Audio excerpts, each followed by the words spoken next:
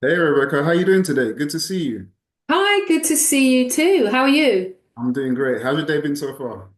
Good, really good, productive. Although it's flying, it's always flying. Yeah. Happy New Year, by the way. Happy New Year. And to you. Yeah, so let the viewers know who you are, what you do, and why you do it, Rebecca.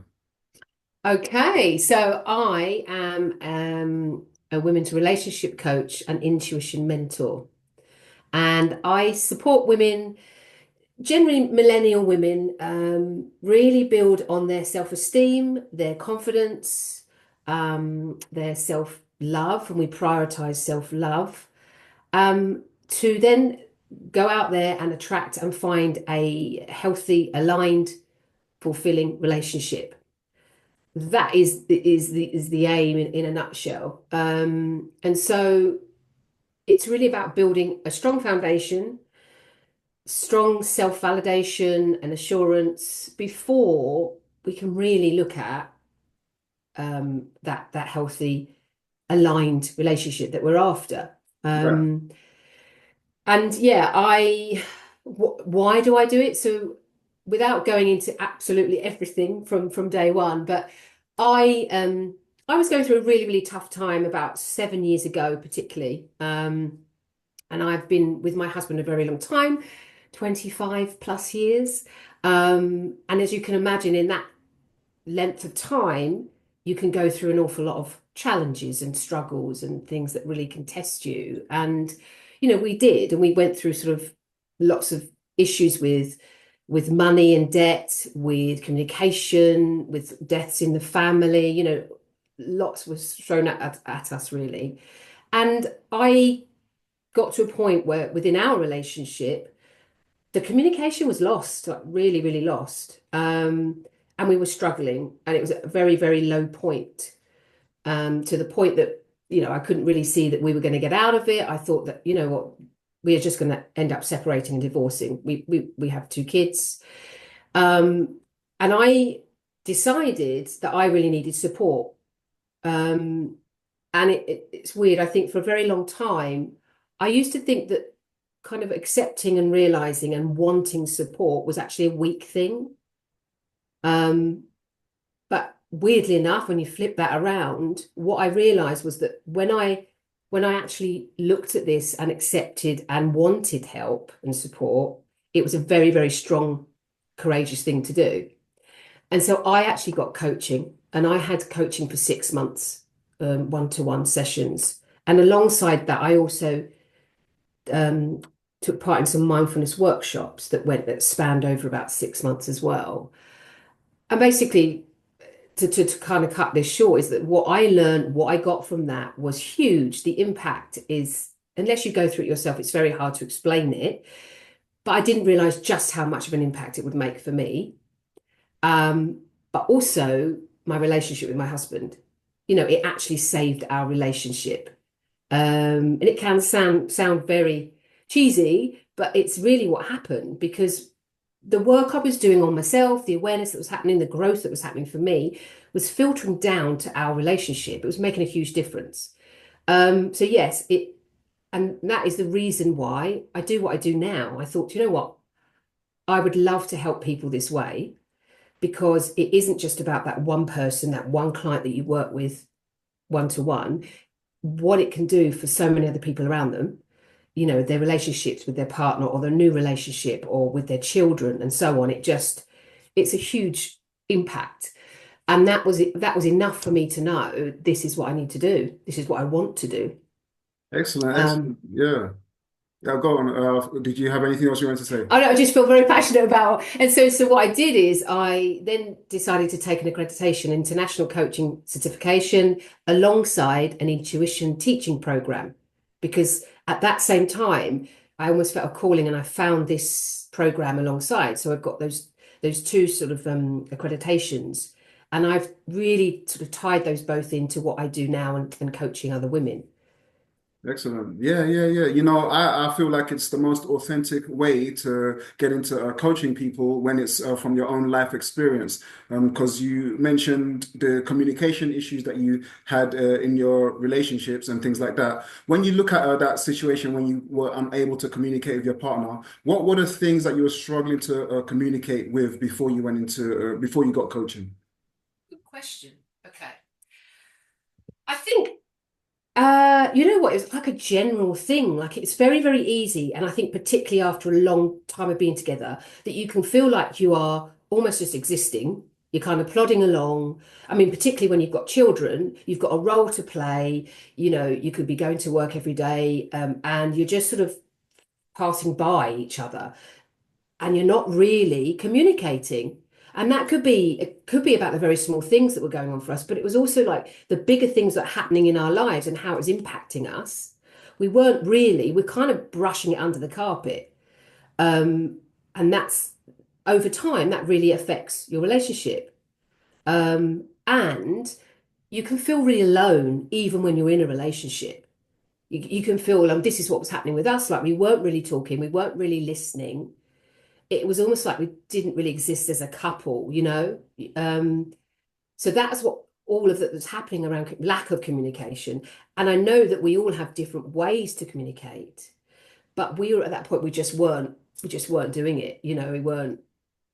And it takes time because you do need to navigate. There's two different people. They have two different ways to communicate, right? And it's learning about that other person. It's listening, and it's amazing how I think we feel that listening is just a given thing. Listening isn't actually, and I've learnt that too.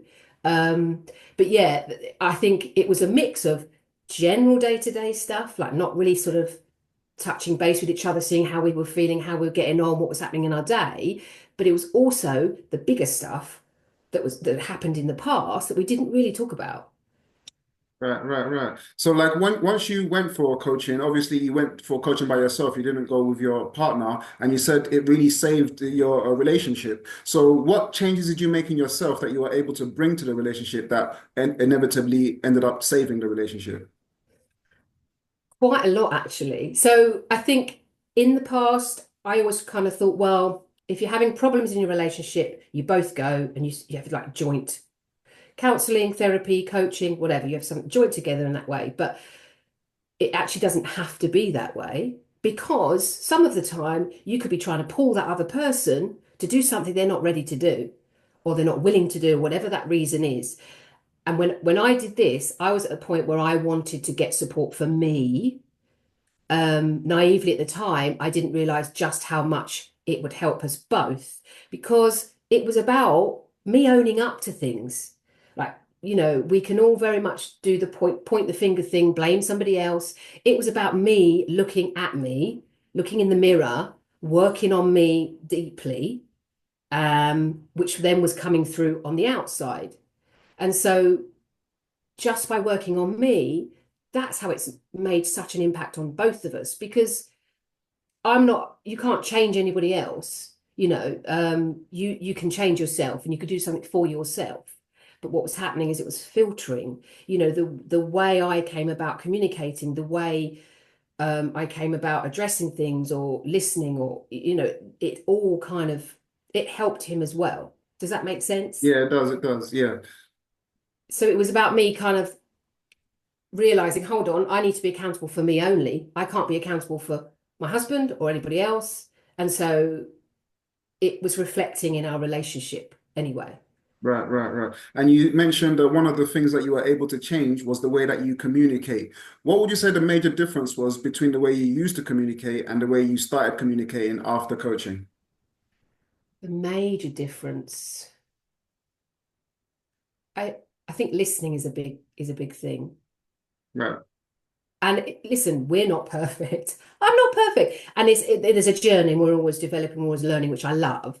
But what the difference was, I don't think we were open and vulnerable. We weren't willing really to talk about how we were feeling.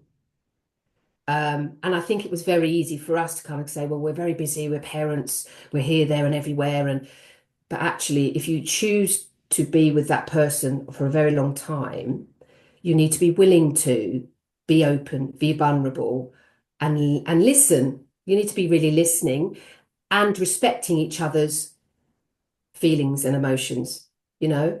Yeah, yeah, for sure. It's those things really. Yeah. Would you say that your ability to listen more rubbed off on him and helped him to listen to you more as well? Yeah.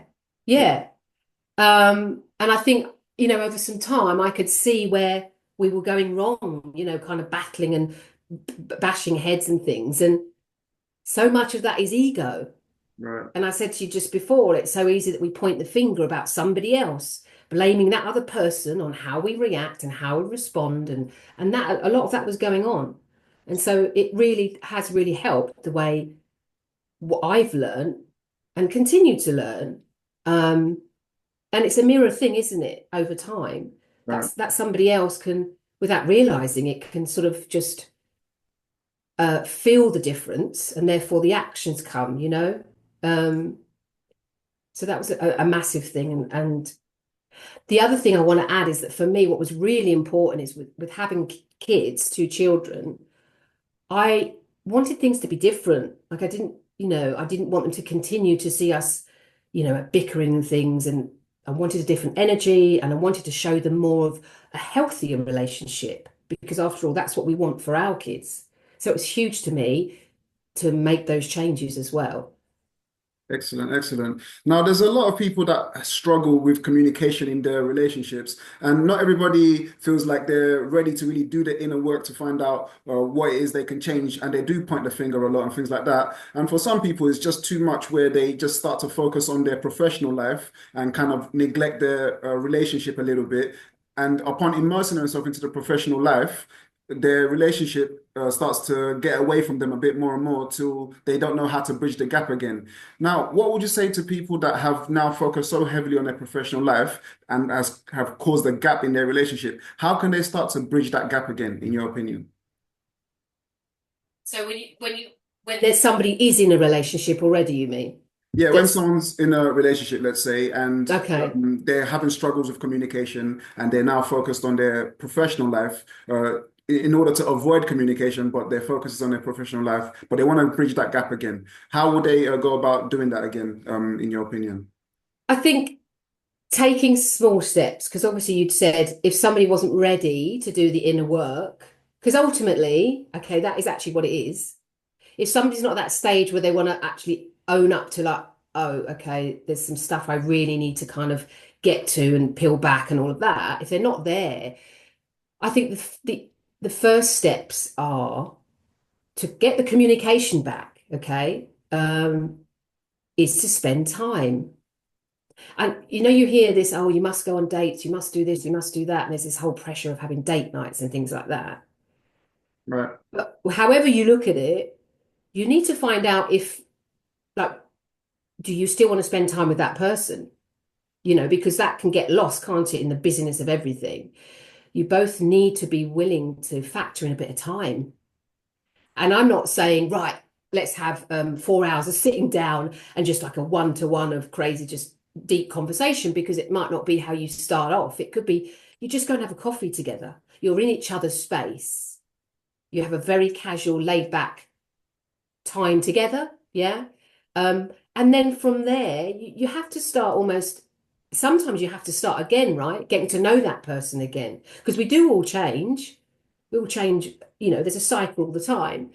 But I think that's a good first step is to check in with your partner and go, look, do you know what? Let's even if it's put it in your diary. Okay, let's check a diary. If we've got an hour to have a coffee together at the weekend, right, I feel like it's a really good first step. And then down the line, you could think, right, well, we could take it in turns to schedule that, take it in turns to come up with an idea of doing something together, you know? right, Because it's about teamwork, isn't it? It's about showing up, both of you showing up for what it is you want. right, right. Yeah, yeah. Would you say that the dating phase never actually ends, no matter how long the relationship goes? Yeah. I mean, yeah, that is definitely the case. I mean, you can't class sitting in front of TV as a date. Right, Yes, you're in each other's company, but that you do have to continue. And I remember like hearing this as I was growing up, a bit like, well, marriage is hard work, relationships are hard work, and it didn't really make a lot of sense. It kind of goes over your head because you're not at that stage, you don't know what they mean. But yeah, yeah, you do. You have to communicate, you have to make time for each other. And you still need to have a laugh. It's really important to me, like within our relationship, humor, fun, have a laugh. There has to be lightness in your relationship. Otherwise, it's continuous, intense. So I would say definitely, you don't have to call it date nights. Could be a bit of pressure around that for people, but you still have to make time for each other and consider each other. Right, right, right. Yeah, for people that like would like to rekindle their relationship, these moments of spending time together are really important for them to be able to do that. But some people have tried all these things and it still hasn't worked out, and they've like looked at the relationship and thought like maybe this is not the type of relationship for me. Maybe they decide to end it, and going forward, they start to look at different relationship dynamics and different styles of relationships that would be maybe more suitable for them. So they start to look at things like monogamy versus non-monogamy. And in the context of human nature, what is your viewpoint on these relationship dynamics like monogamy versus non-monogamy? Good question. Okay. Do you know what? I'm a heart-centered coach, okay? And may sound a little bit cheesy, but basically the way I work is all linked with intuition, okay? So you are connecting to what your body's telling you, what your heart's telling you, what your intuition's telling you. So you're developing that, practicing that. And that is the only way to really know what feels authentic to you, what feels right to you. So I'm very open to whatever feels right for you. If it's not coming from the head, which is ego and fear-based decisions, it will come from the heart, which is actually aligned to you, which is right for you. Do you know what I mean? Yeah, And yeah, so that's the best way I can kind of respond to that, is that if it feels right, and that's something I do with the women that I coach. If you're tapping into intuition and it's telling you something feels right to do for you authentically, then why not? yeah, yeah, yeah, for sure. Now, some people, like you mentioned, they tap into their intuition and it kind of feels right for them to go down that kind of avenue, but they're in a monogamous relationship and they would like to communicate to their partner about this desire that they have and what they're feeling in their intuition. But they're worried that if they communicate this, they're going to disrupt or destroy the relationship. In your viewpoint, how can they have this conversation without causing too much animosity within the relationship? I guess it depends where they're at in that relationship. Because if you feel like you can't express what you're feeling, your emotions, what you're thinking, it's not actually going to be very healthy in any way. Um, you need to you need to be in a point in a relationship where you feel comfortable to express how you're feeling about it. You know, it may be that you're quite surprised by the response by that other person, because it may be you're very much in your head feeling, what if they do this? What if they react like this? Oh my God, that's all of this fear based here. Um, and it's that person can only gauge how to communicate that and when to communicate that in their own way. That's quite a hard question to answer. Um, but if you're expressing how you feel in your true self, your authentic self, that is the most aligned way to do things. So within you, that can't be a wrong thing to do. That's Right. not a wrong decision. Now, however they respond isn't a reflection on your expression. Does that make sense? Yeah, it does. Yeah. Obviously, we all have fears, we all have panics and anxieties about certain things, but it's really about learning about your partner, and that needs work, doesn't it? Communication always needs to be worked on so that you don't second guess how they're feeling and how they're going to react to things.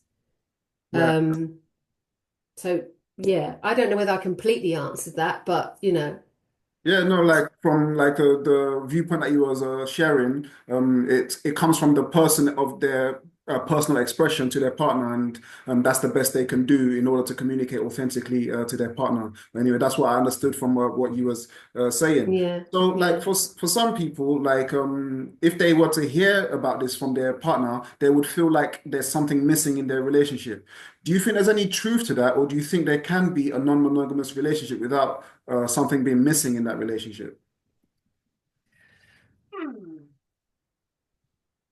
Um, that is a good question. Do I think there's something missing?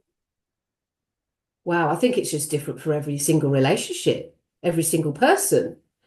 Um, and that person's only going to know themselves deep down if there's something missing. Because somebody might be constantly seeking external validation all of the time, right? But if you're in a place of self-assurance, self-validation, why would you need that going on? Or it's a really, yeah, I think it's a very broad answer. Each relationship is different because Yeah, everyone is different. It depends on the person because I think deep down, that person that wants to do other things, but within the relationship needs to express and look at why. Look at why. That is the inner work. And I don't think you can ever escape that, right?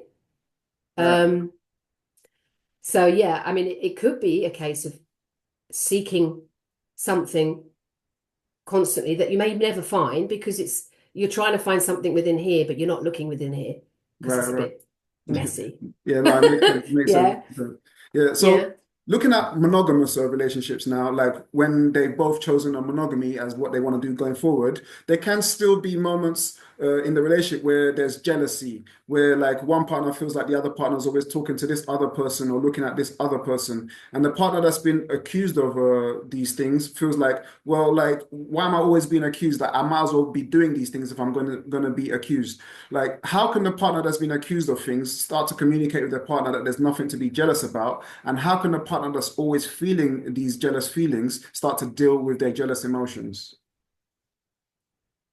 I think if it gets to that stage, then I think there's definitely a break from what they're doing is needed because they need to get, if they've chosen to be together, but do other things, have, see other people, they've chosen to be together still. And so if one or both are feeling out of sync with this, they're not feeling right, there's issues, they need to have a break and they need, guess what? To communicate that, that one person's going, they're feeling, there is fear there, there's jealousy there, they feel like that other person's going to leave them for somebody else, somebody better, okay? Um, they do need to be on the same page. And the only way that's going to happen is if they get it, if they understand what their partner is saying and feeling. Right, right. Would you say like the majority of the work needs to be done from the person that's feeling the emotions or the person that's receiving the information about the way their partner is feeling? Where do you think the majority of the work needs to be done in this situation? Initially, I would say it's the person that's experiencing these emotions. But on the flip side of that, the person that's gone out there and doing actions that aren't actually that are affecting that person, there's still addressing to do because you still have to think, well, that person that's taken the action, why are they doing that? If they realize it's affecting their partner and they're still doing it, why are they doing that? Right. Does that make sense? Yeah. So I don't know if I could even tell you which is the most. I think my first thought is the person that's experiencing those emotions, yes, they need to be really looking within themselves on what's going on there. Mm, The other person, if they're not communicating it, that other person doesn't have a clue. And I think we very easily can presume that people read our minds. I was doing it for a very long time, and we presume that we're thinking something, so that other person must know what I'm thinking or how I'm feeling. Then we get to a point of frustration, which can come out in a completely unhealthy way, you know what I mean? Because we haven't expressed it, we haven't explained how we're feeling. Right. And like sometimes there's some truth to it, like the reason why someone's feeling jealous, because sometimes infidelity has actually happened in a relationship. Someone has stepped out of the relationship. And oftentimes when this happened, the person that has stepped out has not communicated this with their partner, but they carry around a sense of a guilt about what has happened and they'd like to communicate this with their partner. How could someone that has stepped out of a relationship address the situation and come clean to their partner and have that conversation without destroying the relationship if that is possible? So do you mean so somebody has cheated on their partner but left the relationship? No, Is they've that what you cheated mean? on their partner and have not told their partner what they have done, but they are now feeling guilty and would like to communicate what they have done to their partner without destroying the relationship. Okay. So how can they go about it? Yeah. Only they will know that. I can't tell people how to action things, how to be. This is what, you know what I mean? I'm not here to say, this is what you must do. This will go back to how that person feels is the best way to go about this because it has to feel right to them. You know, when is the best time to talk to them? How do they talk to them? Do they do it at home? Do they go, are they out? And, you know, I can't tell anybody how to be around that. That's got to be down to them. And actually, they will know the answers. They will know the answers if they are willing to just quieten the external noise and actually sit with themselves. They will get the answers. And that is your inner guidance Right. coming forward. Right. Now, some people they say like if their partner ever cheats on them, that's it, the relationship's over. There's no going back from that. And some people will be like, okay, if we can work through it, there's some forgiveness possible if it's genuine. What is your opinion on like forgiveness in this kind of situation? Do you feel like they can get back to where they were before, or do you feel like it will never be the same again, even if they say they forgive their partner? I know people that have actually, they've gone on to a much better place because of that situation. In my opinion, it really depends on the individuals, where they are at in and how they feel about that person. Um, yes, of course it takes time and it's going to take open honesty and vulnerability. And I wouldn't ever say that it's very clearly, no, they will never be the same because I've seen it happen. I've seen it happen where relationships were just in a very low place. The communication wasn't there. The partner has found out. And with time, with realization, with them both willing and wanting to actually continue, they kind of decided that, you know, enough was enough. We're not going to continue how we used to be. And that is why one person decided to do what they did anyway. So they have actually come through and they're in a much better place. The communication is better. They understand each other. They're listening to each other, respecting each other. And now I forgot what you asked me because I'm just going on a tangent. Yeah, But yeah. yeah, I just don't. It really depends on how that those two people feel about each other.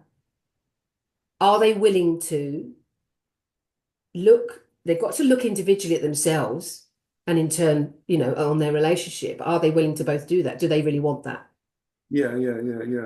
You know, like you speak a lot about like the importance of self-love and how that can build a person up before they get into a relationship. But some people, like, you know, when they get into a new relationship, there's a lot of butterflies, there's a lot of chemistry, and they really want to immerse themselves in this relationship. And for some people, it's to the point that they lose their sense of self in the process. So, how can people immerse themselves in a new relationship without losing their sense of self in that process? Yeah, good question. Um, I think it's really, really important to always give yourself time, always have space for yourself, because it's really easy, as you've said, to be just very, very quickly all consumed by a new relationship. And you want to please that person, you want to do the right thing by that person, you want to say the right thing by that person. But if you're on a strong foundation in the first place, where you know who you know actually what you're looking for and what you're wanting in a relationship, you're at that point, you're not about losing who you are to please that person, to give them the views that they want to hear, you know, and lose yourself. So the important thing is to Make time for yourself away from that person, away from the new partner. Do things that actually light you up on your own as well. I'm not saying you don't do it with your partner, but you do other things that you were doing before, like hobbies you enjoy, find a new hobby you like, connect with friends and family. You're not disconnecting yourself from other people that were in your life before. Um, I think that really helps with continuing the self-care and the self-love and just checking in with yourself on a regular basis. And we all need a bit of space, In my personal view, we all need to have different aspects of a life outside of just the relationship, because actually that helps your relationship in the long term. Yeah. You are individuals, and you work great as a team, but you still need to kind of do things without each other. Um, yeah, I think that's some of the key things I would take away from that. For sure. Excellent. Excellent. Yeah. So, Rebecca, thank you so much for coming on. Thank you for everything that you've shared. Where could people find you, find out more about you, and find out more about what you do? Yeah, you can find me on Facebook. I've got links on there to, I have some free resources. I've got a quiz on there that you can do. I've got core values questionnaires that people can do. They can message me on WhatsApp. It's all on my website as well, which is all on Facebook and also on LinkedIn. Those are the best ways to get hold of me. And I really love to work with people one to one. That's really where I'm at. So I work with people on a 4-week program and a 10-week program. Excellent, So excellent. And for the viewers, all the links to her socials will be in the description, so you can get in touch with Rebecca and find out more about what she does. Once again, Rebecca, thank you so much for coming on. Any final words? thank you. You're welcome. Any final words before we wrap up? Any final words? If you tap into your intuition as much as you cannot go wrong. That's all I'm going to say. Excellent, excellent. Thank you so much, Rebecca. Thank you. Take care. Okay.